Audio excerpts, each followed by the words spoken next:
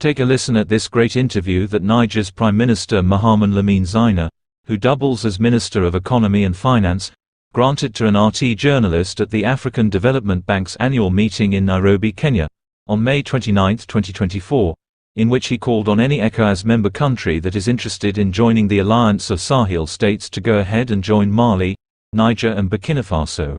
Mr. Prime Minister, you are participating in the Governor's Dialogue. Are you satisfied with the exchanges of this day? I am not lacking in satisfaction. I think it is very important because on occasions like this, those who are in charge of the portfolios of the continent's economies can meet and then discuss the future of the continent. So I think that the two important subjects, which are the private sector and how to create the conditions for industrialization, are at the heart of the objectives of each of our countries. So yes, it's a very good thing for you. This morning, I observed you, listened attentively to the intervention of the representative of Benin. We know that there are tensions between your country and Benin currently. What do you expect from Cotonou to ease the situation and possibly return to normalcy, or even a reopening of the common border?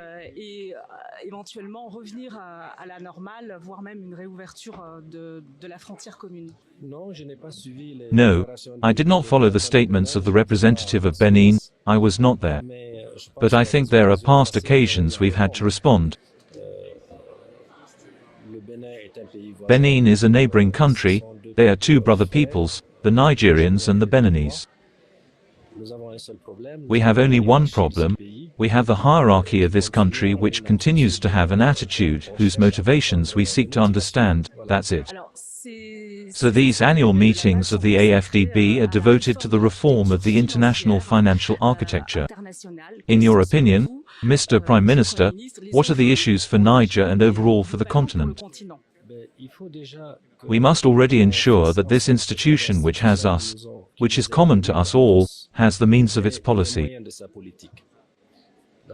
The African Development Bank deserves to be strongly supported with new additional resources, and it is simply at this price that it can provide the support needed to allow countries which are carrying out reforms to simply free themselves from the classic development aid. So the first thing to do beyond traditional reforms is the question of resources. So, we have to find the right formulas. Perhaps one day, Africans will have to be the ones who exclusively support their bank. What do you criticize today about the classic financial system which was Bretton Woods? Did it solve the problem of African countries? I return the question to you. So, there are probably reforms to be made, and you have heard the president of the bank, Dr. Adesina Akin, say, it is a conviction that we share. We must take into account the values of African countries. We must move towards recognition and definitive acceptance of the independence of our continent. We cannot continue to consider that the continent must respond to others. So that's the first thing. So independence, sovereignty. Today we are talking about food sovereignty, energy sovereignty, but before getting there, we simply need the sovereignty of the people. So this fight must be put at the forefront of everything so that we can resolve the problems that are before us. The continent is full of wealth, you know it as much as I do. So a word on relations between Niger and the AFDB. The AFDB, which is about to relocate to Niamey, do you confirm this information? The base is in Niamey. We received the president, the vice president, and who carried out a very conclusive mission, and the president of the bank, Dr. Adesina, decided to support the actions we carry out every day. We are also on the mobilization of resources from the African Development Front, the second country after Tanzania. So the bank has taken development on a massive scale. It will do it even more massively.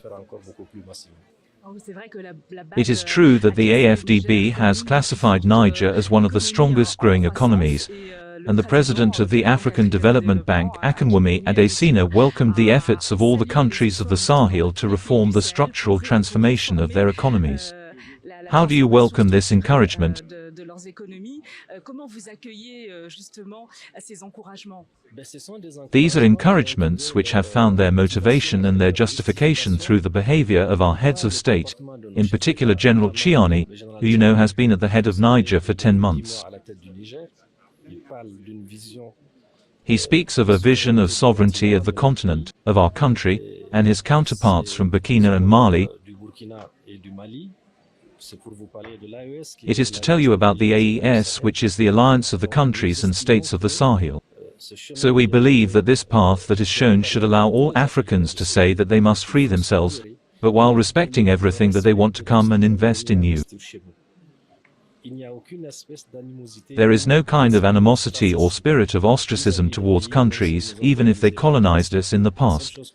The only thing we ask of them is to accept that we have grown up, we know what we want, and we know where we want to go.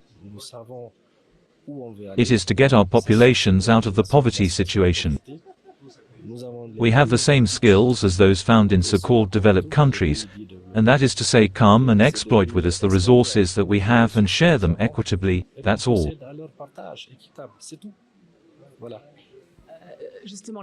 Precisely, the AES countries have announced their wish to withdraw from ECOWAS.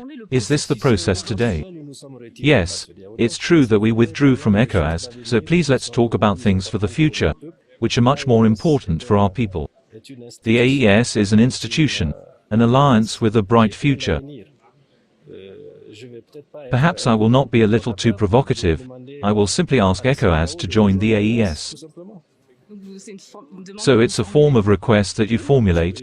Yes, there are ECOWAS countries which would probably like to join the AES, because within the AES, it is the culture of sovereignty, it is the culture of the dignity of the continent.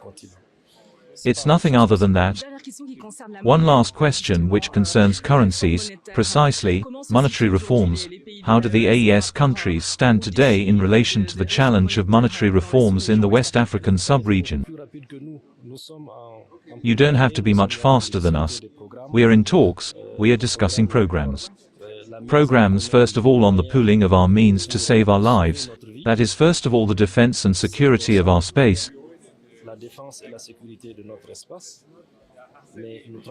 And we are also working on questions of better management, including good governance. How to put in place the means to be able to respond to social demands which are extremely strong, and also with the future, how to deal with all the other questions including the monetary guarantee. Last question, since you mentioned it is the security challenges, are you confident that terrorism will be defeated? Listen, if we lose hope, we close up shop. You know very well that there's a difference between what attacks us and us. They seek to steer in the direction of defending their interests. We are fighting for our freedom and there is no comparison to be made.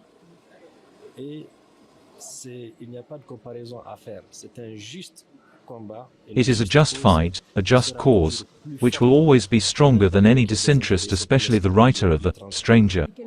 What message do you want to send to your compatriots? My compatriots, we must thank them. We must congratulate those who have shown a lot of resistance, and a lot of resilience. And there are sirens going around trying to distract them. But the Nigerian peoples and more generally the Sahelian peoples are peoples who resist, are peoples who have always raised their heads and are peoples who have always stood firm. Who come from the great kingdoms that we know in the past. So these are people who will come out of this, God willing. What are the sirens? Listen, when we come to tell you that the terrorists are going to destroy everything, but we see them coming. So we will resist. This is what I'm going to say to you. Thank you very much. Thank you very much.